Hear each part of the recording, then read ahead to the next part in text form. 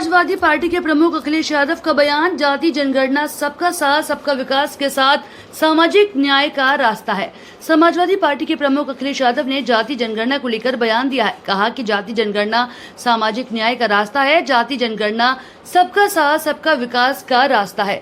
जाति जनगणना समाज को जोड़ेगी, बांटेगी नहीं। समाज को तोड़ने वाले अगर ये कहते हैं कि जाति जनगणना से समाज में दूरियां पैदा होंगी तो ये वही कहावत है कि उल्टा चोर कोतवाल को डांटे। दरअसल राष्ट्रीय स्वयंसेवक संघ ने जाति आधारित जनगणना को संवेदनशील मुद्दा बताया है। आरएसएस के अखिल भारतीय प्रचार प्रमुख सुनील आम्बेकर ने कहा कि हमारे हिंदू समाज में जाति और जाति संबंधों का एक संवेदनशील मुद्दा है। ये हमारी राष्ट्रीय एकता और अखंडता का एक महत्वपूर्ण मुद्दा भी है। उन्होंने कहा कि इसे बहुत गंभीरता से लिया जाना चाहिए, न कि इस पर राजनीति होनी चाहिए। आरएसएस ने जाति जनगणना को लेकर कहा कि सभी कल्याणकारी गतिविधियों के लिए विशेष रूप से किसी विशेष समुदाय या जाति को संबोधित करना जो पिछड़ रहे हैं, जिन पर विशेष ध्यान देने की आवश्यकता है। ये बुलडोजर चलाना अनकॉन्स्टिट्यूशनल था और पहले से हम लोग इस बात को उठाते रहे। मैं धन्यवाद देता हूँ, बधाई देता हूँ कि न्याय का बुलडोजर चल गया, न्याय मिला है। सर, आरएसएस ने कहा है कि जाति जनगणना संवेदनशील मुद्दा है, इसे गंभीरता से लेना चाहिए, ना कि इस पर राजनीति करनी चाहिए। जाति जनगणना सामाजिक न्याय का रास्ता है।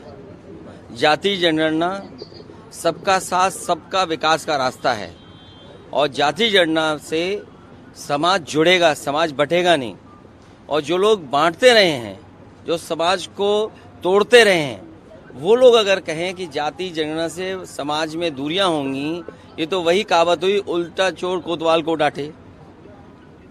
69,000 शिक्षकों पे और लाठीचार्ज हुई है जो आज। देखिए 69,000 के साथ और खासकर आरक्षण के साथ इतनी खिलवाड़ किसी सरकार ने नहीं की जितना ये भारतीय जनता पार्टी की सरकार कर रही है। और ये सरकार जानबूझ करके कर रही है।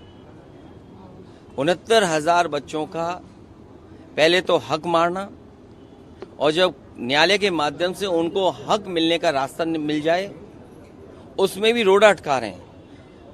69,000 वाले बच्चे किसी की भी नौकरी नहीं छीनना चाहते हैं। ये अगर नौकरी मिली और नौकरी छीनी गई, ये सरकार ने किया है, सरकार के लोगों ने षड्यंत्र किया है। सरकार इस षड्यंत्र में शामिल रही है। सरकार जिम्मेदार है उनके भविष्य के साथ खिलवाड़ करने के लिए। सर, मुख्यमंत्री योगी आदित्यनाथ कह रहे हैं कि कोई भी साधु, कोई संत, योगी जो है सत्ता का गुलाम नहीं है। वैसे आप खुश तब हो रहोगे जब उनकी कोई बात सीरियस मत लो। आप उनकी बात सीरियस क्यों लेते हो? देखिए, संत, योगी या साधु अगर ये बात जो कह रहे हैं तो वो खुद ही कुर्सी से चिपके हुए हैं। वो रास्ता खोले किसी और के लिए। सर, बहराइच में लगातार आदमखोर भेड़ियों का जो है आतंक देखा जा रहा है। सर, कई लोगों की मौत हो चुकी है। देखिए, पीलीभीत हो, लखीमपुर खीरी हो, बहराइच हो, बिजनौर हो, श्रावस्ती हो, बलरामपुर तक कई जिले आपके ऐसे हैं जिसमें इस तरह की घटना होती रही हैं। कई सौ लोग की जान गई है और ये बात आज की नहीं है, कम से कम 1 साल से ज्यादा हो गया है। सदन में भी ये बात उठी, लोगों ने बताया, उनके लोग खुद जानते हैं, मंत्री जी खुद गए, उनके विधायक बंदूक लेकर के घूम रहे थे।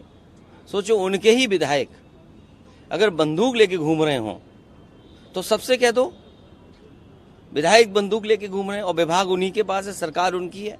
उसके बाद भी लोग सुरक्षित नहीं है। किसान खेत पे नहीं जा पा रहा, गरीब के घर में घुस जा रहे हैं लोग, बच्चे तक सुरक्षित नहीं है। आखिर सरकार कर क्या रही है? सर, बीजेपी के जो नेता हैं नारायण राणे, उन्होंने बांग्लादेश को लेकर जो है कहा है कि मस्जिदों में घुसकर इस तरह के बयान। देखिए, अब बहुत लंबी बातें मत करो, इधर उधर वाली बातें। ये विदेश नीति प्रधानमंत्री और विदेश मंत्री कह सकते हैं। अभी अब आप याद दिला दो, अपने मुख्यमंत्री भी कहने लगेंगे। तो ये जिसका विषय उसके विषय पर छोड़ दीजिए आप।